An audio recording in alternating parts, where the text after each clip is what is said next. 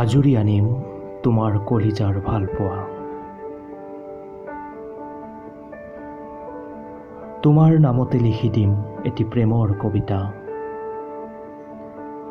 চানমাৰী গণেশগুৰি গুৱাহাটী ইউনিভাৰ্চিটিৰ কৃষ্ণচূড়াৰ তলে তলে বিচাৰি ফুৰিছিলোঁ প্ৰেমৰ ঠিকনা।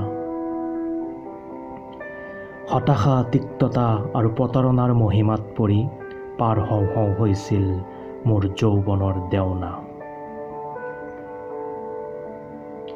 তেতিয়াই মোৰ জীৱন চতৰ ধূসৰ মচিবলৈ আহিল আশাৰ নৱবসন্ত।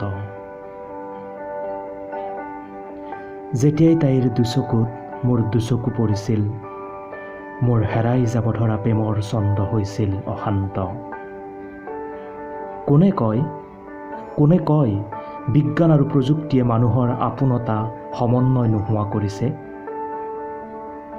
যদি সেইটোৱে হয়, মই কাহানিও বিচাৰি নাপালোহেঁতেন মোৰ মনৰ লগৰী। কাৰণ এই আধুনিকতাৰ ঠিকনা বগাই আহিছিল অচিনাকিৰ বুকুত চিনাকি চিনাকি লগা এটি নতুন ঠিকনা। এটি শব্দৰ আৰম্ভণি হৈছিল পৰিচয়ৰ ভাষা।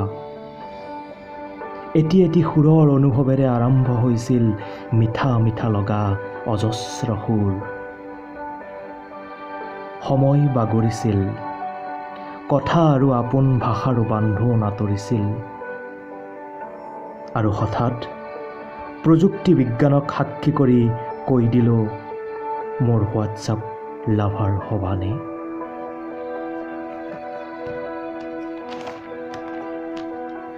কিন্তু 4G স্পীডত উত্তৰ নাহিল, মাথো আশাৰ নেটৱৰ্কত ডুলি থাকিল মোৰ প্ৰপ'জেল। মেইলৰ অপেক্ষাত ৰোৱাৰ দৰে ময়ো তাইৰ উত্তৰৰ অপেক্ষাত ৰৈ থাকিলোঁ। 24 ঘণ্টাৰ অপেক্ষাৰ পৃথিৱীৰ পৰিক্ৰমাই মোক দি গৈছিল পৃথিৱীৰ হেজাৰ হেজাৰ বছৰৰ পৰিক্ৰমা।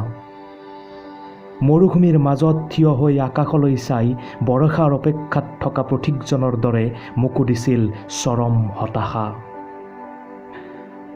কিন্তু ৰাতিপুৱা ৰজ্জাকক সাক্ষী কৰি নহয়, বা সূৰ্যৰ অস্তপথৰ বুকুতো নহয়, নিশাৰ তৰাজনক সাক্ষী কৰি হঠাৎ মোলৈও আহিছিল মৰুভূমিৰ মাজৰ বৰষুণজাক।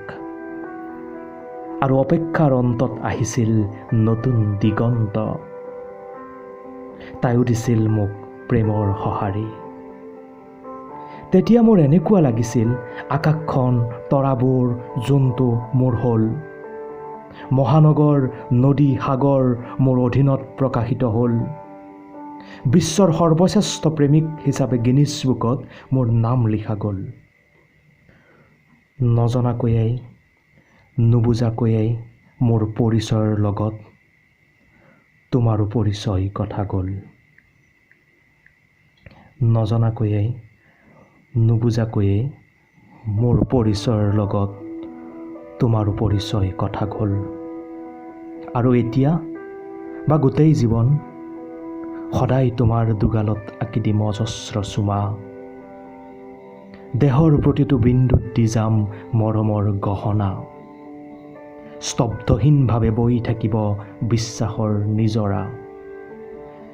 আজুৰি আনিম তোমাৰ কলিজাৰ ভালপোৱা।